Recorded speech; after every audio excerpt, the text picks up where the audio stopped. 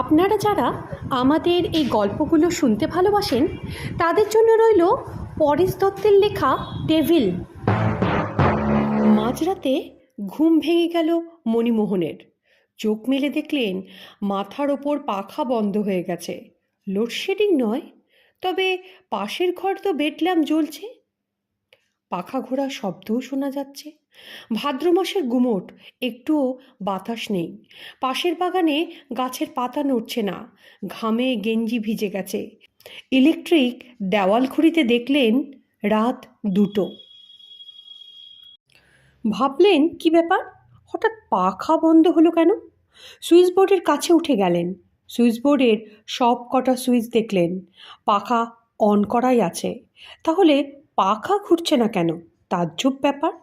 পাশের ঘরে খাটে স্ত্রী সুমিত্রা 10 বছরের মেয়ে দীপাকে নিয়ে ঘুমোচ্ছেন। দুঘরের মাঝখানের দরজা খোলা। বাইরের গ্রিল ঘেরা বারান্দায় ডেভিলের সাড়া পাওয়া গেল।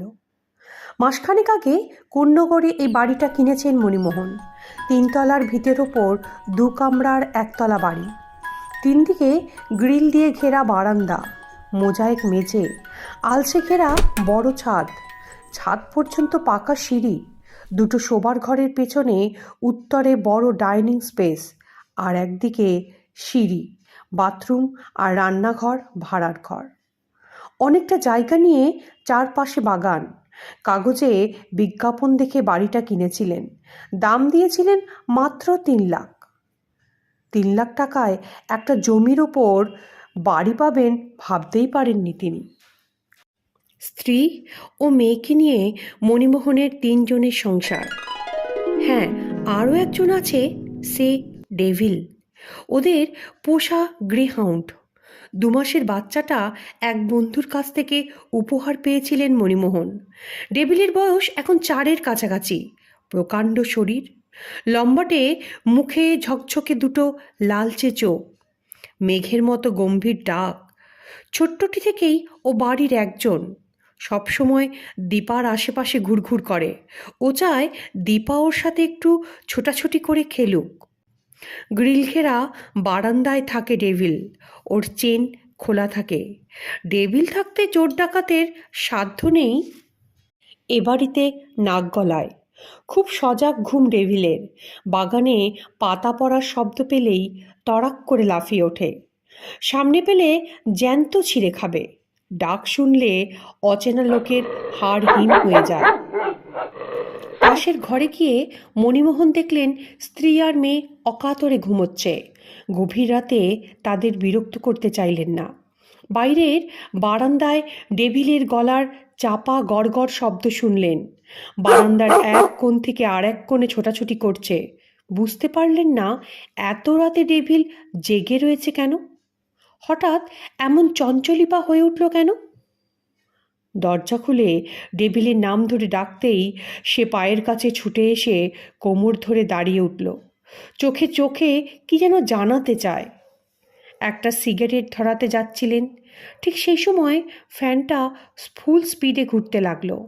ডেভিলকে বারান্দায় রেখে দরজা বন্ধ করে ফের ঘরে এসে শুয়ে পড়লেন তিনি।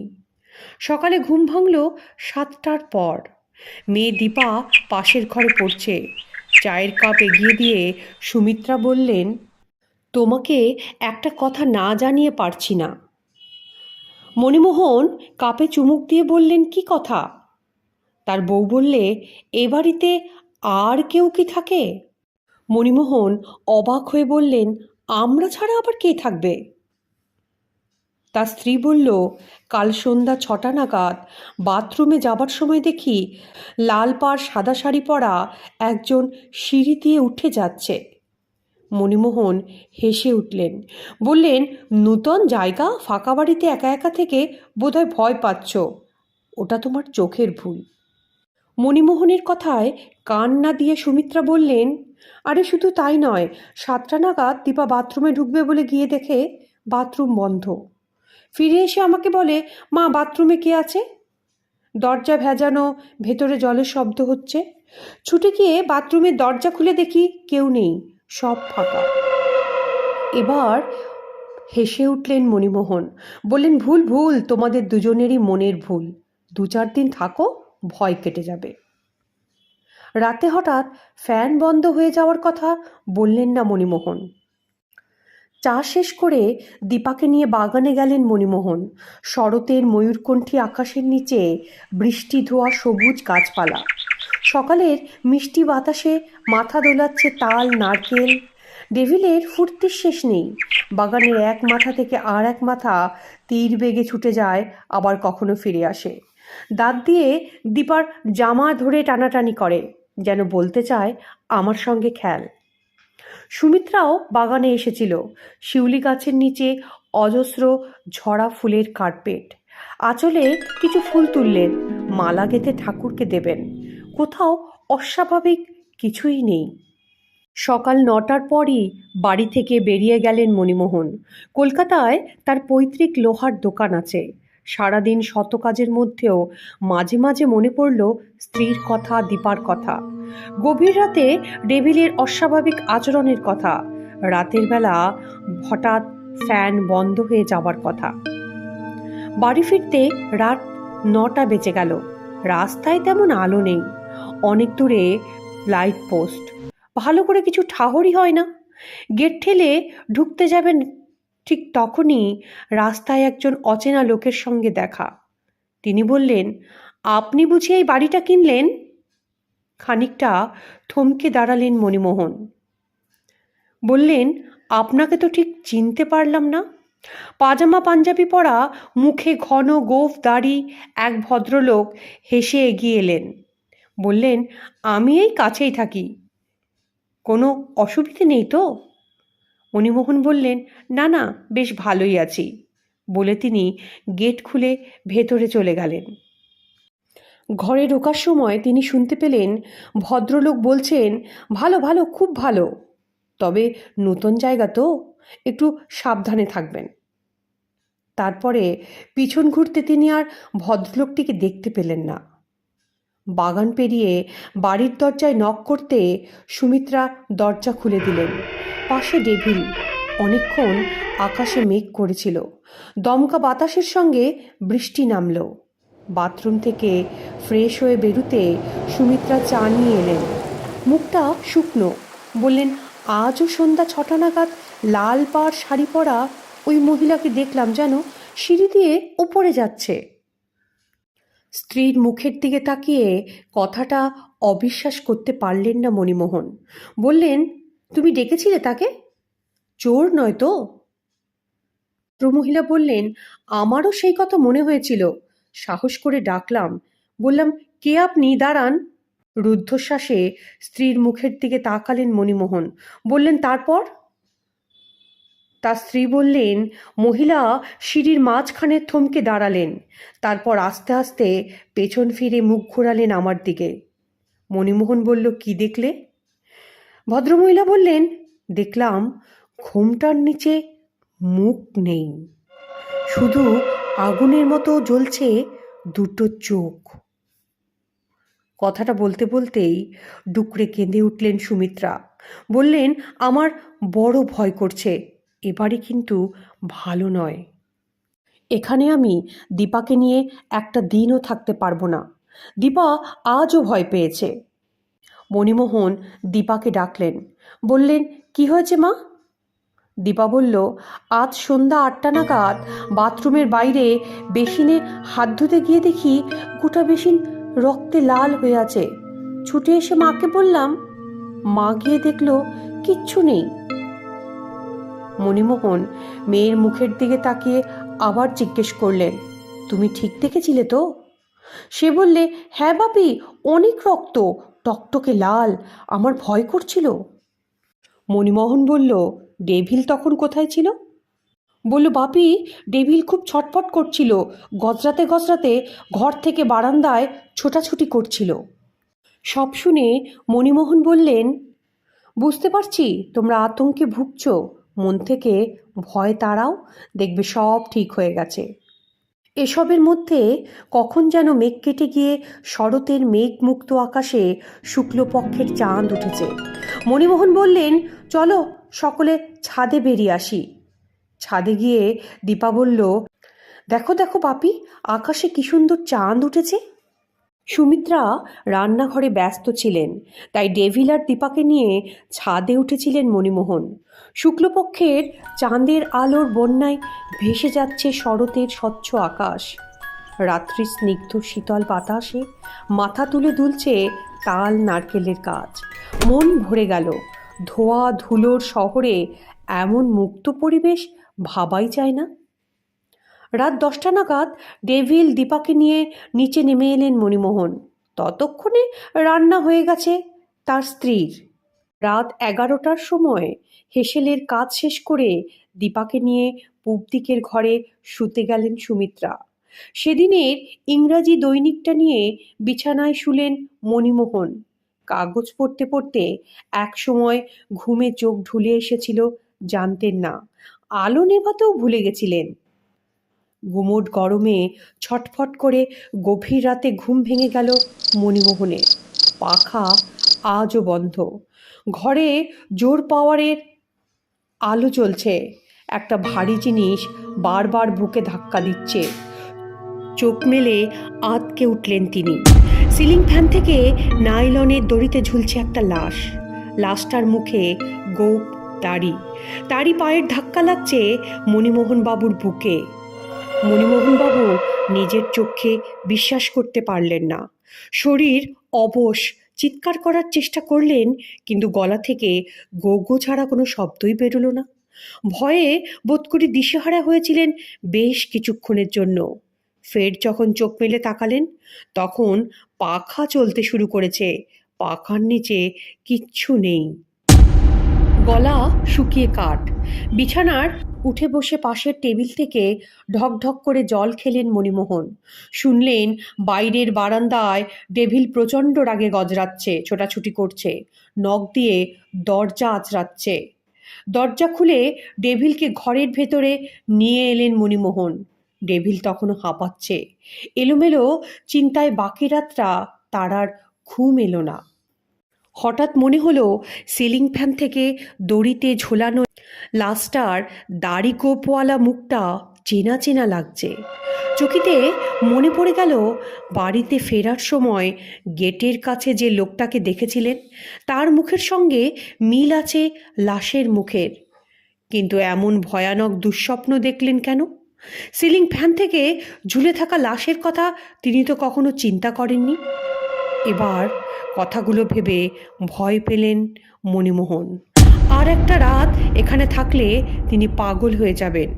মনে পড়ল তার মামাতো ভাই সমীর ঘোষের একটা ফ্ল্যাট কেনা আছে ভিআইপি রোডের ওপর। পজিশনও পেয়ে গেছে, তবে নানা কারণে তিনি এখনও ফ্ল্যাটে যেতে পারেননি।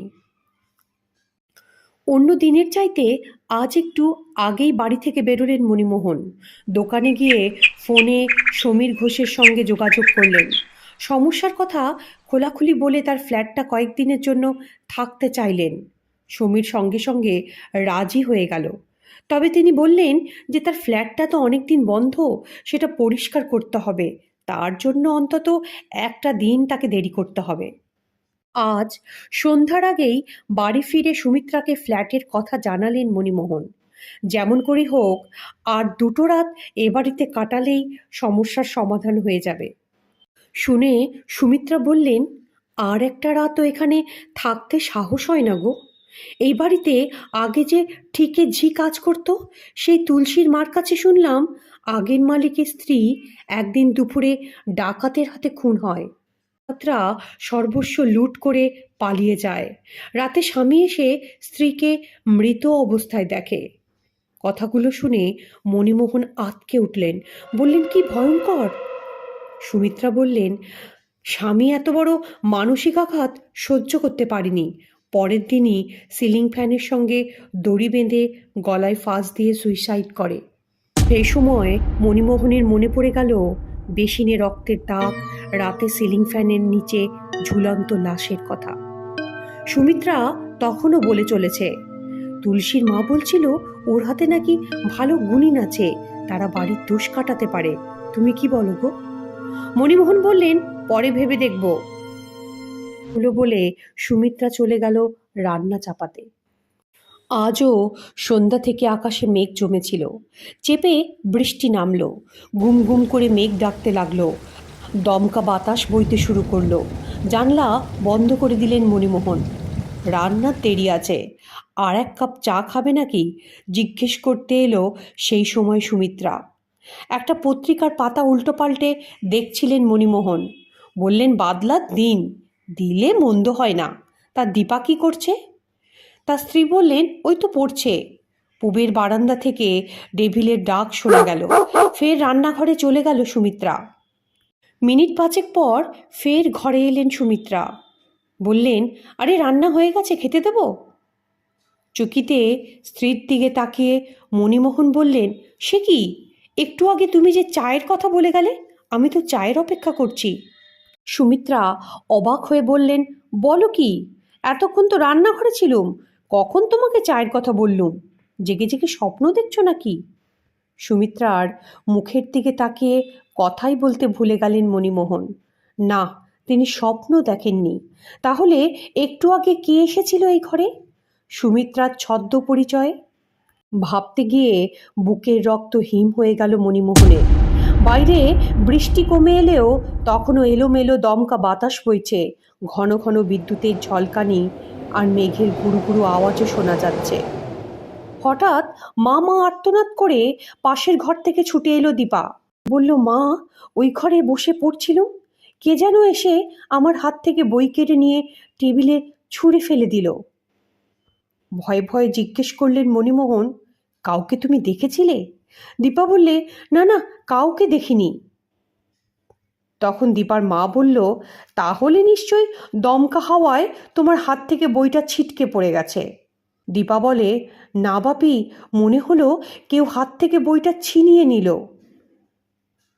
মেয়ে যাতে ভয় না পায় তার জন্য মণিমোহন বললেন, না না, ও তোমার মনের ভুল, তুমি ওই ঘরে বসে পড়ো। মণিমোহনের কথা শেষ হতে না হতেই পশ্চিমের দেয়াল থেকে খসে পড়ল বিবেকানন্দের বাঁধানো বড় ছবিটা। ভেঙে টুকরো টুকরো হয়ে গেল ফ্রেমের কাজ। ওরা তিনজনে শুনলেন, অন্ধকার বারান্দায় ডেভিল দারুণ গজরাচ্ছে, ছুটছে এক প্রান্ত থেকে আরেক প্রান্ত। রাত 11টার সময় তিনজনে শুতে গেলেন পূব দিকের ঘরে। একই খাটে তিনজনে শুলেন। পাশের ঘরে একা শুতে সাহস হলো না মণিমোহনের। ঘুম আসার আগে অন্ধকার বারান্দায় মণিমোহন শুনলেন ডেভিলের গজরানি। আর একটা রাত যেভাবে হোক কেটে যাবে, এই ভেবে তিনি শুয়ে ঘুমিয়ে পড়লেন। রাতে ভালো ঘুম হয়নি মণিমোহনের। সকালে যখন ঘুম ভাঙল, রোদ উঠে গিয়েছে। পুবের জানলায় গাছগাছালির ফাঁক দিয়ে সোনালি রোদ এসেছে ঘরে। পাকপাখালির কলরব সকালের বাতাস মুখর করে তুলেছে। হাই তুলে বিছানায় উঠে বসলেন মণিমোহন। মাকে জড়িয়ে ধরে অকাতরে ঘুমোচ্ছে দীপা। পাখার হাওয়ায় কপালের চুল উঠছে। বিছানা থেকে নেমে বারান্দার দিকে পা বাড়ালেন। এক কোণে শুয়ে রয়েছে ডেভিল। তিনি কাছে গিয়ে ডাকলেন, ডেভিল, ডেভিল। কিন্তু ডেভিলের কোনো সাড়া নেই। কাছে গিয়ে দেখলেন দেহটা নিথর, চোখ দুটো ঠিকরে বেরিয়ে এসেছে। তারপর তিনি ছুটলেন ঘরের দিকে, স্ত্রীকে ডাকলেন, বললেন, ওঠো ওঠো সুমিত্রা, সুমিত্রা, ডেভিল মারা গেছে। বিছানায় উঠে বসে স্বামীর মুখের দিকে তাকিয়ে প্রথমে কথা বলতেই ভুলে গেলেন সুমিত্রা। জিজ্ঞেস করলেন, কি বললে? ডেভিল মারা গেছে? কোথায়? দীপাও ততক্ষণে ঘুম ভেঙে উঠে মা বাবার সঙ্গে বারান্দায় ছুটেছে। ডেভিলের মাথাটা কোলে তুলে নিয়ে ডুকরে কেঁদে উঠল দীপা। ডেভিল, ডেভিল, আমার ডেভিল। দীপার খেলার সাথী ছিল ডেভিল। ও ভাবতেই পারছে না যে ডেভিল মারা গেছে। মিত্রার চোখে মুখে বিস্ময় আর জিজ্ঞাসা। বললেন, কাল রাতে তো ডেভিলের অসুখ ছিল না, তাহলে ডেভিল মারা গেল কি করে? মণিমোহন বাবু বললেন, কি জানি, সেটাই তো বুঝতে পারছি না। কেউ আবার খাবারে বিষ টিষ দিয়ে ছুঁড়ে মারেনি তো? তার স্ত্রী বললেন, তাহলে তো খাবারের টুকরো পড়ে থাকতো, মুখে গ্যাজলা উঠত, শরীরে তো বিষের কোনো লক্ষণ নেই। সুমিত্রা আর ভাবতে পারছেন না। অজানা আতঙ্কে তিনি কেঁপে উঠলেন। পুবের বেড়ার ধারে জমিতে শাবল দিয়ে মাটি খুঁড়লেন মণিমোহন। ডেভিলের দেহটা নামিয়ে দিলেন গভীর মাটির ভেতর। দেহে প্রথম মাটি দিল দীপা, তারপর আর সকলে। বাগান থেকে ঘরে ফিরে সুমিত্রা ভারী গলায় বললেন, আর একদিন আগে চলে গেলে ডেভিলটাকে এভাবে হারাতে হতো না আমাদের। দুপুরে দীপাকে কিছু খাওয়ানোই গেল না। রান্না খাওয়ার ফাঁকে সারাদিনে জিনিসপত্র গোছাচ্ছিল সুমিত্রা। আপাতত ব্যবহারের সামান্য কিছু জিনিস নিয়ে নূতন ফ্ল্যাটে যাবেন ওরা। পরে লরি ভাড়া করে আসবাবপত্র নিয়ে যাওয়া হবে। বিকেল গড়িয়ে সন্ধ্যা নামল। সন্ধ্যা হতেই গা ছমছমে অন্ধকার। ঝিঝির ডাক অন্ধকারকে আরও ভয়াবহ করে তুলল। আজই এ বাড়িতে শেষ রাত। মণিমোহন ভাবছেন রাতটা কেমন কাটবে। রাত শেষ হওয়ার আগেই কোনো সাংঘাতিক ঘটনা ঘটে যাবে না তো। ঠিক করলেন স্ত্রী আর দীপাকে ঘুম পাড়িয়ে দিয়ে তিনি সারা রাত জেগে থাকবেন। অন্য দিনের চাইতে আজ অনেক আগেই রাতের খাওয়া সেরে নিল সকলে। রাত 10টা নাগাদ দীপাকে নিয়ে পাশের ঘরে শুতে গেলেন সুমিত্রা। বৃষ্টি নামল বাইরে। গাছের পাতায় বৃষ্টির ফোঁটার শব্দ, আর বাইরে কুকুরের এক টানা ডাক, ভৌ ভৌ ভৌ। ঘুম আসার আগেই দীপার কান খাড়া হলো। চমকে বিছানায় উঠে বসলো দীপা। বলল, মা শুনছো? তার মা বললে, কি শুনবো? দীপা বলছে, ওই শোনো, বাগানে কুকুর ডাকছে। কান খাড়া করে শুনলেন সুমিত্রা। বৃষ্টির শব্দ ছাপিয়ে একটা কুকুরের ডাক আসছে। বললেন, হ্যাঁ, তাতে কি হয়েছে? দীপা বলল, শুনছো না, ডেভিল ডাকছে। পাশের ঘরের থেকে উঠে এলেন মণিমোহন। বললেন, তুই কি পাগল হলি মা? ডেভিল তো কাল রাতে মারা গেছে। আজ সকালে আমরা সবাই মিলে তাকে মাটি দিলাম। অন্য কোনো কুকুর ডাকছে হয়তো। পরক্ষণেই শোনা গেল বাইরে আবার কুকুরের ডাক। দীপা বললে, না বাবা, ওটা ডেভিলের গলা। কান পেতে সুমিত্রা আবার শুনল। বলল, হ্যাঁ ঠিক তো, অনেক দিনের চেনা ডাক। সত্যি ডেভিলই ডাকছে, কোনো সন্দেহ নেই। কিন্তু ওদের কথাগুলো মানতে চাইলেন না মণিমোহন। বললেন, ডেভিল কোত্থেকে বাগানে আসবে? রাত যত বাড়তে লাগলো, ঝড় বৃষ্টিও বাড়তে লাগলো। থেকে থেকে শোনা গেল ডেভিলের গুরু গম্ভীর আওয়াজ। আর জেগে থাকবেন ভেবেও বৃষ্টির ঠান্ডা হাওয়ায় একসময় ঘুমিয়ে পড়লেন মণিমোহন। ঘুম ভাঙল খুব ভোরে।